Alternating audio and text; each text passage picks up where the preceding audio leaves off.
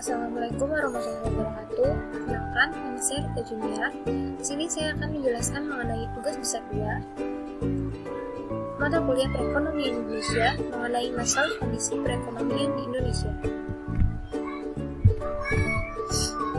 Pembahasan yang pertama yaitu tujuan dan konsep otonomi daerah. Secara konseptual, pelaksanaan otonomi daerah di Indonesia dilandasi oleh 3 tujuan utama yang meliputi tujuan politik, tujuan administratif, dan tujuan ekonomi. Hal yang ingin diwujudkan melalui tujuan politik dalam pelaksanaan otonomi daerah diantaranya adalah upaya untuk mewujudkan demokratisasi politik melalui partai politik dan Dewan Perwakilan Rakyat Daerah. Perwujudan tujuan administratif yang ingin dicapai melalui pelaksanaan otonomi daerah adalah adanya pembagian urusan pemerintahan antara pusat dan daerah, termasuk sumber keuangan serta pembaruan manajemen birokrasi pemerintah di daerah. Sedangkan tujuan ekonomi yang ingin dicapai dalam pelaksanaan otonomi daerah di Indonesia adalah wujudnya peningkatan indeks pembangunan manusia sebagai indikator peningkatan kesejahteraan masyarakat Indonesia.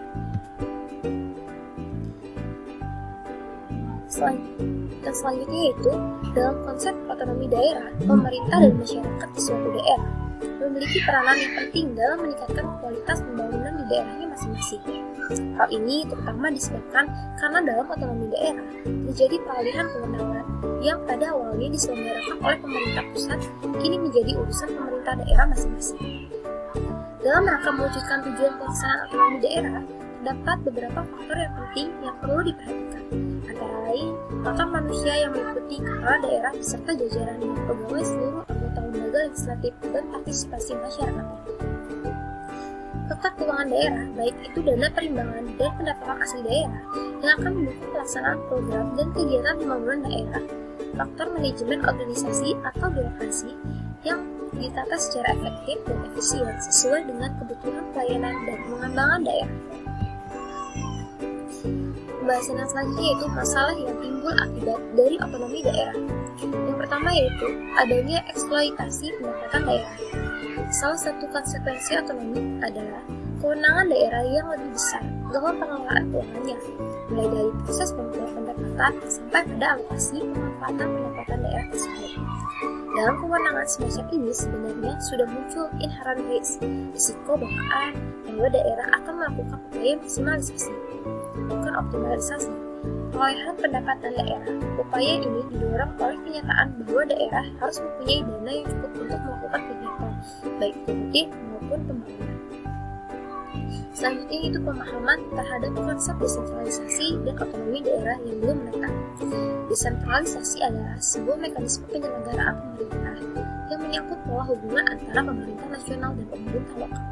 Desentralisasi diperlukan dalam rangka peningkatan efisiensi dan efektivitas penyelenggaraan pemerintahan sebagai wahana pendidikan politik di daerah untuk memelihara keutuhan negara kesatuan atau integrasi nasional, untuk mewujudkan dinamika demokrasi dalam penyelenggaraan pemerintah yang dimulai dari daerah, untuk memberikan peluang kepada masyarakat untuk membentuk karir dalam bidang politik dan pemerintahan sebagai sarana bagi percepatan pembangunan di daerah untuk mewujudkan pemerintahan yang bersih dan berwibawa. Oleh karena itu, pemahaman terhadap konsep desentralisasi dan otonomi daerah haruslah mantap. Selanjutnya itu masalah yang timbul akibat dari otonomi daerah. Penyedia aturan pelaksanaan otonomi daerah yang belum memadai. Parlemen di daerah tumbuh menjadi sebuah kekuatan politik real dan baru. Lembaga legislatif ini secara merdeka dapat melakukan sendiri pemilihan gubernur dan bupati atau wali kota tanpa intervensi, kepentingan dan pengaruh politik pemerintah pusat. Kebijakan di daerah juga dapat ditentukan sendiri di tingkat daerah atas kesepakatan pemerintah daerah dan Dewan Perwakilan Rakyat Daerah atau DPRD. Selanjutnya yaitu kondisi sumber daya manusia aparatur pemerintah yang belum menunjang sepenuhnya pelaksanaan otonomi daerah. Penyelenggaraan otonomi daerah yang sehat dapat diwujudkan melalui peningkatan kapasitas dan kompetensi yang dimiliki manusia sebagai pelaksanaannya. Penyelenggaraan otonomi daerah hanya dapat berjalan dengan sebaik-baiknya apabila manusia pelaksanaannya baik dalam artian mentalitas, integritas maupun kapasitasnya.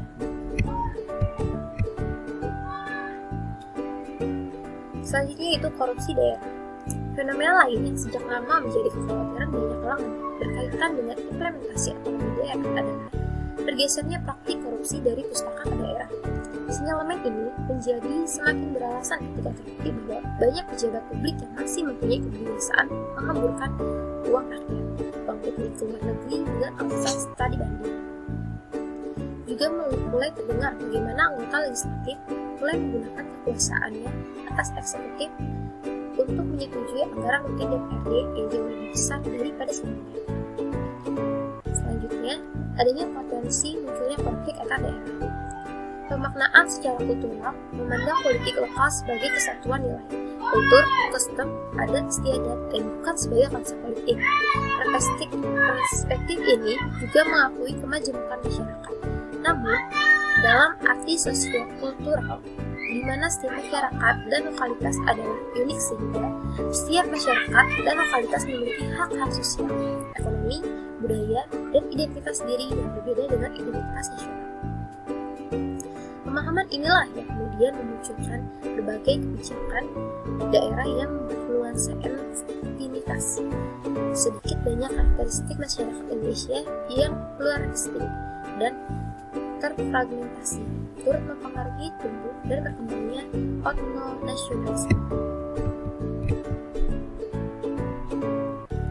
Lalu, pembahasan yang selanjutnya yaitu solusi dari masalah yang timbul akibat dari otonomi daerah.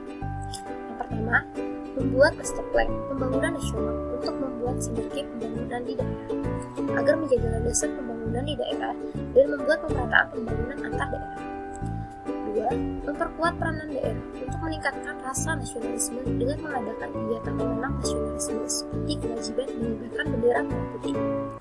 Selanjutnya yaitu melaksanakan good governance dengan memangkas birokrasi atau reformasi birokrasi, mengadakan layanan satu pintu untuk masyarakat, melakukan efisiensi anggaran. Yang keempat yaitu melakukan pembatasan anggaran kampanye, karena menurut penelitian, korupsi yang dilakukan kepala daerah akibat pemilihan umum berbiaya tinggi membuat kepala daerah melakukan korupsi. 5. Melakukan pengawasan perda agar sinergi dan tidak menyimpang dengan peraturan di atasnya yang lebih tinggi. Melarang anggota keluarga kepala daerah untuk maju dalam pemilihan daerah untuk mencegah pembentukan dinasti politik. 7. Meningkatkan kontrol terhadap pembangunan di daerah dengan memilih mendagri yang berkapabilitas untuk mengawasi pembangunan di daerah.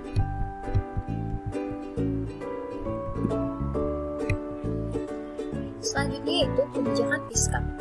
Kebijakan fiskal yang pertama yaitu ada melanjutkan upaya pemantapan pemulihan ekonomi dengan tetap secara konsisten memprioritaskan pengentasan penanganan COVID-19 sebagai kunci pemulihan ekonomi.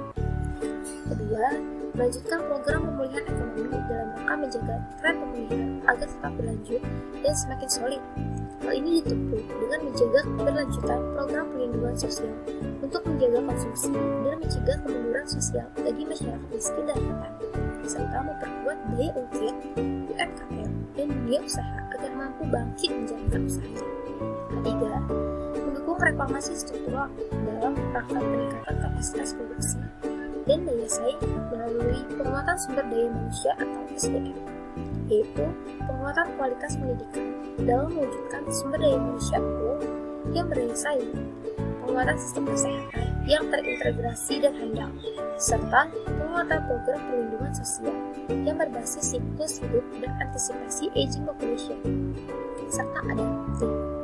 Sementara itu, reformasi struktural juga diarahkan untuk penguatan dukungan infrastruktur ICT, kreativitas, energi, dan pangan untuk mendukung transformasi ekonomi, serta penguatan institusional dan simplifikasi regulasi antara lain melalui reformasi birokrasi dan terobosan Undang-Undang Cipta Kerja dan penguatan Suffrage Work atau SWR.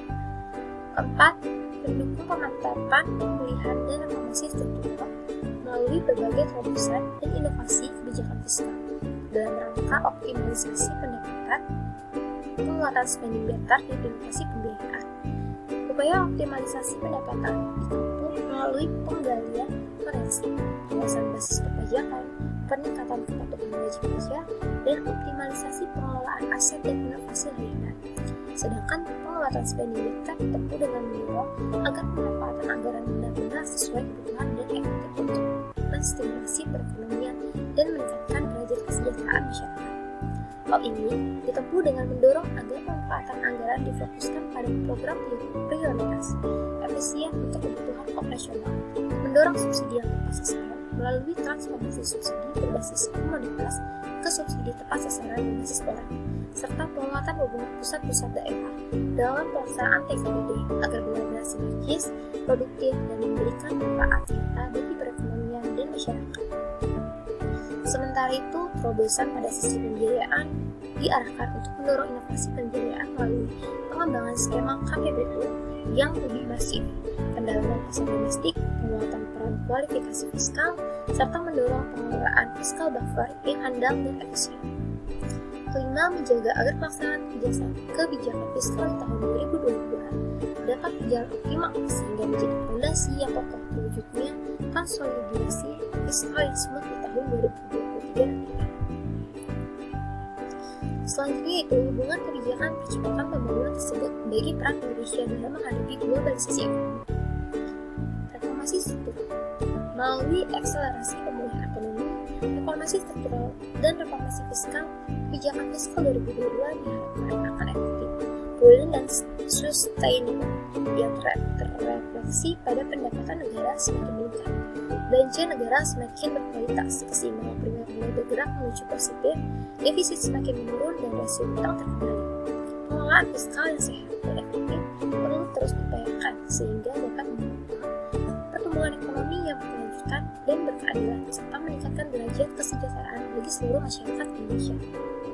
Kondisi fiskal yang sehat diharapkan dapat mendukung akselerasi pemulihan serta pertumbuhan ekonomi yang dibutuhkan untuk menciptakan kesempatan kerja yang lebih luas sehingga tingkat pengangguran terbuka dapat ditekan, angka kemiskinan dapat dan rasio dini diturunkan, dan indeks pembangunan manusia dapat ditingkatkan. Untuk itu, kerjasama dan koordinasi dari eksekutif dan legislatif serta segera komponen yang sangat diperlukan. Selanjutnya itu tantangan dan hambatan di masa yang akan datang dan solusi dalam persaingan global saat ini. Pertama itu, kemampuan beradaptasi merupakan hal yang dibutuhkan oleh sumber daya manusia atau SDM. Perubahan yang disebabkan oleh digitalisasi pada dunia bisnis mendorong SDM untuk terus berubah, bahkan pekerjaan yang dianggap penting bisa hilang dalam 3 tahun ke depan. Oleh karena itu, kemampuan berkomunikasi, beradaptasi, dan bekerja dalam tim merupakan komponen yang penting yang dibutuhkan SDM selain kecerdasan intelektual. Ketiga komponen itulah yang harus dimiliki oleh sumber daya manusia saat ini dan di masa depan. Globalisasi telah menuntut manusia untuk selalu siap dalam menghadapi perubahan serta persaingan di tingkat internasional. Jika tidak mampu beradaptasi, maka manusia akan kalah. Hal serupa juga akan menimpa sebuah organisasi apabila mereka tidak dapat mengelola sumber daya manusia atau SDM yang memiliki budaya dan jiwa global. Yang ketiga yaitu, salah satu kunci yang diperlukan agar sumber daya manusia mampu bersaing di tingkat internasional adalah kegigihan. Sebab kegigihan akan membantu manusia untuk fokus pada tujuan, mendorong kreativitas dalam mencari solusi, dan meningkatkan potensi diri. Selain kegigihan, sumber daya manusia juga perlu memiliki kemampuan international skill yang baik agar mampu berinteraksi dengan semua orang, sehingga dapat mengembangkan diri. Upaya lain yang tidak kalah penting ialah memahami banyak perbedaan dalam organisasi dan menyelaraskannya demi memperoleh kesuksesan bersama. Mungkin hanya itu yang dapat saya sampaikan. Kurang lebihnya mohon maaf. Semoga materi yang saya berikan